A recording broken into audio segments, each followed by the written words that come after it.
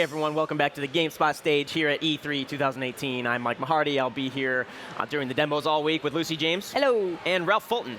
Hello. From Forza Horizon 4, which was announced earlier the week at Microsoft. On Sunday, yes, at the Xbox briefing, yeah. And it's going back to Lucy's turf in the UK. It's the British takeover. Yes. We're going to get you out of here. We're just going to talk about the Queen. Go for it. Take the it away. royal wedding, the roads in England, they're a mess. No, they're fine. You'd be surprised how many people mention that as virtually the first thing they say when they hear the game set in Britain.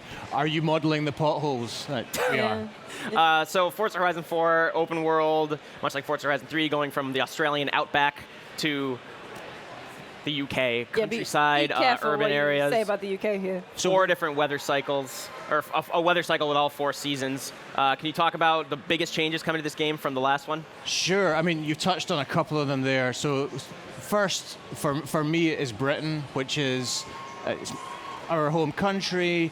I feel like I've kind of rediscovered Britain through doing this project, working on it for the last 18 months.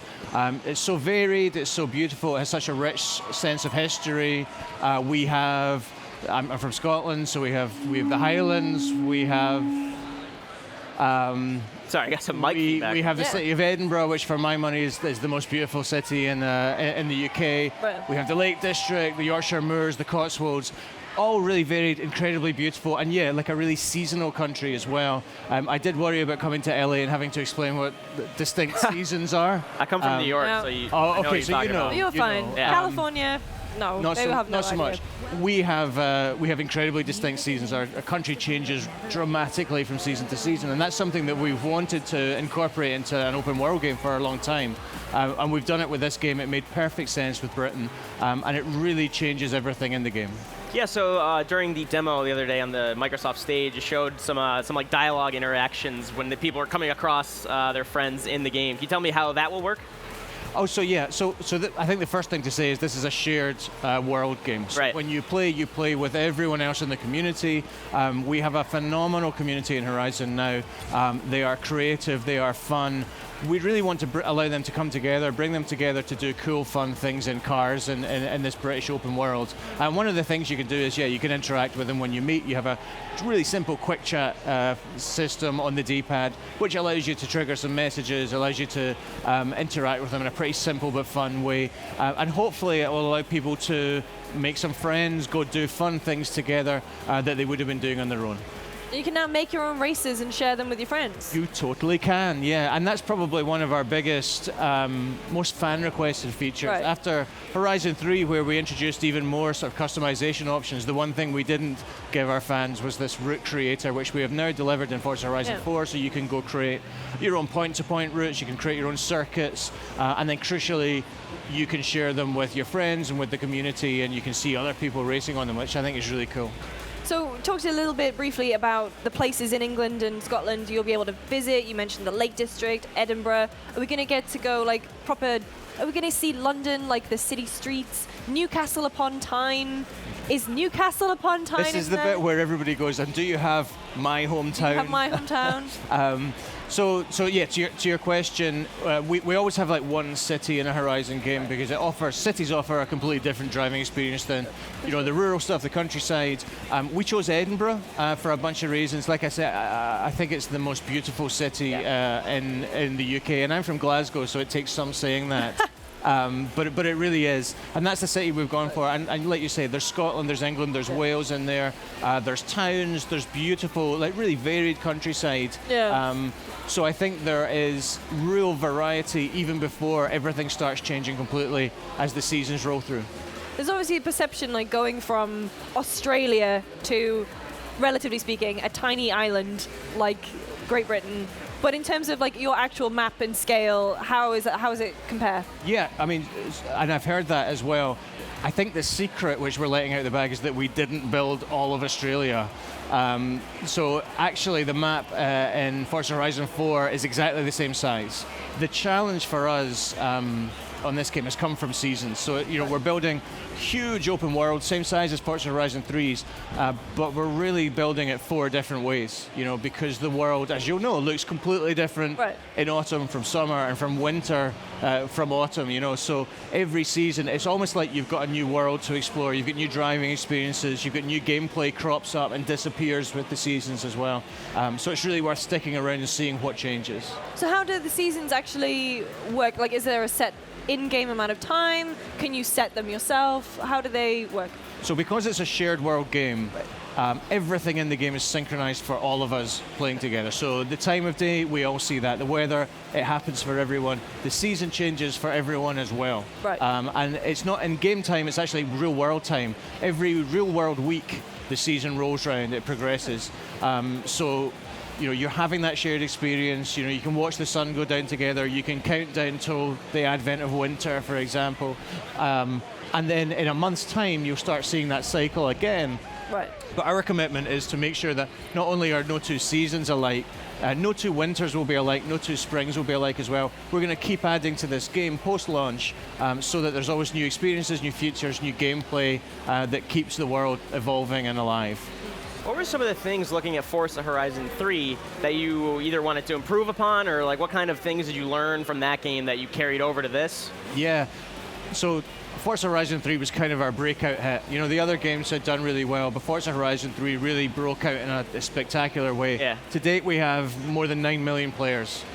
Which is phenomenal. What we're able to do with that huge number of players is observe the ways they play, how long they play, how frequently they play, the things they do when they play in the game. And a lot of what we've done in Forza Horizon 4 is really as a response to the way we see our players playing, the way people with different tastes approach different parts of the game. So that's been a really crucial learning.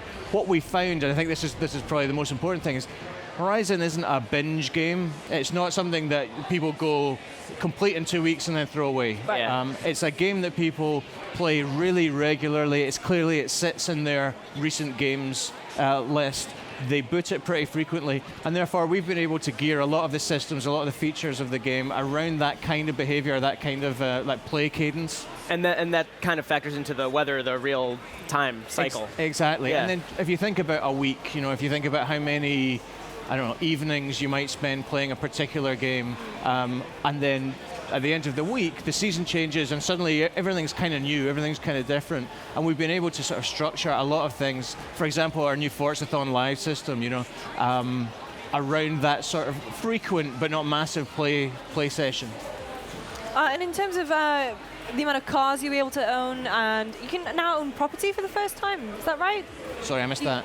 How many cars will be able to own, and you also can own, did I read this right, a property? That's right, yes. Yeah. So it's funny that I get this far into an interview about Forza before we talk about cars, but I think that's probably about, I'm guilty of it as well. 450 is the number, but the numbers kind of go up with every game. It's like, hey, it's an even more ludicrous number. It's kind of what you do in them in this game that's really important, and yet all the sort of things that go with living the Horizon life, as we call it. So you can. What we want you to do is feel like you're going to stay at Horizon forever. So you can't sleep in your car. You're going to need a house. There's a bunch of houses you can buy all over the country, from quaint little cottages right up to Edinburgh Castle. You can start a business. You can get jobs. There's a new feature called Horizon Stories, which follows you getting a variety of jobs and what happens when you do. And there's also character customization as well in a much bigger way than we've ever had before. Like, you're going to need a change of clothes. So we've got a brilliant character customization system where you can choose out every item of your outfit, your accessories, your emotes as well. So I was going to ask, because obviously the previous Horizon games, the narrative kind of have been focused around a music festival, but in this one it's much more kind of like real life, except owning 450 cars and multiple properties in this economy. Edinburgh Castle. It's not real life at all, is it? But it's still about the festival. The festival is still kind of like this central premise that allows us to do all the kind of crazy things we do in our game, with cars. The idea this time, previously it's been like you go on a holiday. It's like a summer holiday because the game only exists in summer. Right. We're now sort of saying, hey, you're going to go to Horizon. and live there forever. What does that mean? What are the things you're going to do? How are you going to live? And it being Horizon, there's a ton of really fun things that you can do as a result. Man. So for me, the appeal of Forza Horizon 3, which personally was the first game in the series that I really got into, and I still, like you said, it still sits in my recently played. It's a perfect, like, relaxing game for me to play, the open world at least. But for people watching that might not be familiar with the series, could you explain, like, that balance between open world, but then also jumping right into an activity or a new race or a new, like, could you explain that structure? Of course, yeah. And for people that aren't familiar with the series, I think the first thing I would say is that certainly we think about our games as open world games first, and racing games second. I think that's an important, like, kind of pivot. We build a massive open world, and I think with each successive game, we've got better at filling it with cool things to do. Yeah. Now, obviously, there's a ton of racing to do, but I think there's now an equal amount of non-racing stuff, like going to collect stuff. We introduced co-op in the last game, and there's a lot of fun to be had just going exploring with your friends in the open world. And you hit on something which I hear so much, and I think it's very integral to the whole series. It's a game that people play to relax. It's not one of those lean-in games that are really intense and you can only play for a short time. It's very much lean back. It's about the music, it's about the cars, it's about just being laid back and having fun in an open world. Yeah. And I think that's what's resonated with so many people. Well, awesome, Ralph. We are unfortunately running out of time, but when can we expect to play Forza Horizon 4? We are launching on October 2nd on Xbox One, Windows 10, and we're also on the same day in Xbox Game Pass as well. Awesome.